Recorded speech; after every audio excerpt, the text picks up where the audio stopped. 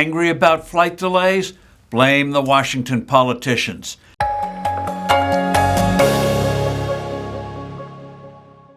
Hello, I'm Steve Forbes, and this is What's Ahead, where you get the insights you need to better navigate these turbulent times. Nothing fires up tempers more than delays in flying. Connections are a guaranteed source of worry and frustration. Sure, weather plays a key role in upending schedules, but the chief villain is the U.S.'s stunningly antiquated air traffic control system. Efforts to modernize it are woefully behind schedule. The necessary reforms are no secret, especially making our air traffic control system independent from the politics-hindered Federal Aviation Administration, the FAA.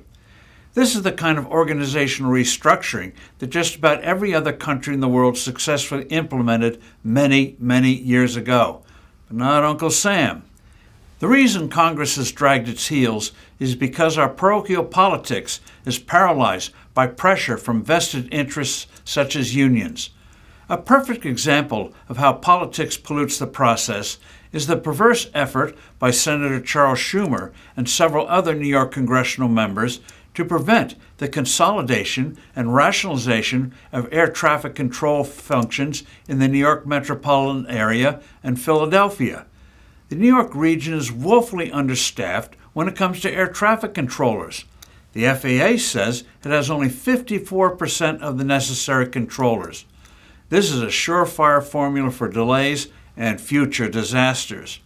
As it is, some 75% of all delays in our commercial air system today are because of delays in the New York area.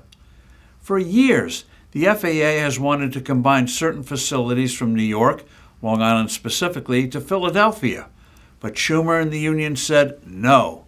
The consolidation was part of a program the FAA launched 20 years ago to redesign complex airspace in a dozen metro areas.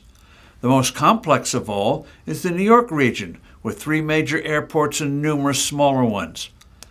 11 of the 12 redesigns were carried out, but not the New York metro area one, because politicians and local unions were cozy with the grossly inefficient way of doing things.